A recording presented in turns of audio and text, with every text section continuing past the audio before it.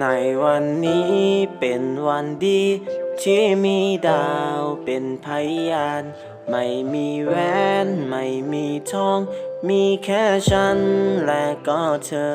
สมรสกันในคืนที่เหน็บหนาวเดือนและดาวช่วยเป็นพยานที่ปั่นจักรยานที่มันลากกระป๋อง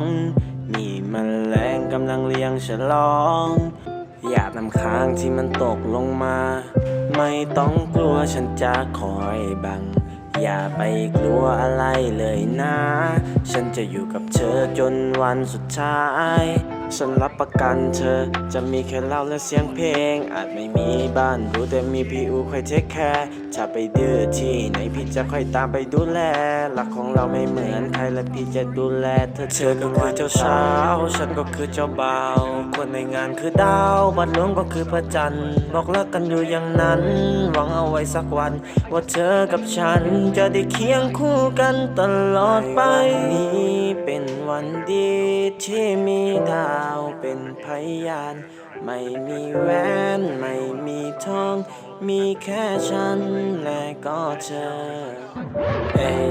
ทำกลางดวงดาวที่พร่างพรายอย่าอยู่ดูแลตัวเธอไม่ให้มีใครไม่ย่างกายเธอคือสิ่งเดียวที่มันสำคัญที่ยังอยู่ข้างกายจะมีแค่เธอเท่านั้นเชื่อในตัวฉันเธอโปรดจงมั่นใจอยากดูแลเธอถึงฉันไม่ได้เรื่องเลยจะไม่ทำให้ผิดหวังเพราะฉันเต็มใจในเรื่องเธอบอกรักเธอฉันจะไม่พูดให้มากความแต่จะทำให้เธอเห็นในความรักที่มากตามสมรสกันในคืนที่เหน็บหนาวเดือนและดาวช่วยเป็นพยานที่ปั่นจักรยานที่มันลากกระป๋องมีแมลงกำลังเลี้ยงฉลองเธอก็คือเจ้าสาวฉันก็คือเจ้าบ่าวคนในงานคือดาวบัดหลวงก็คือพระจันทร์บอกรักกันอยู่อย่างนั้น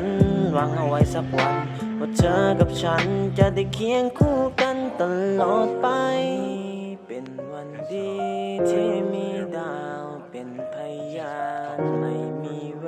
นไม่มีทองมีแค่ฉันและก็เธอ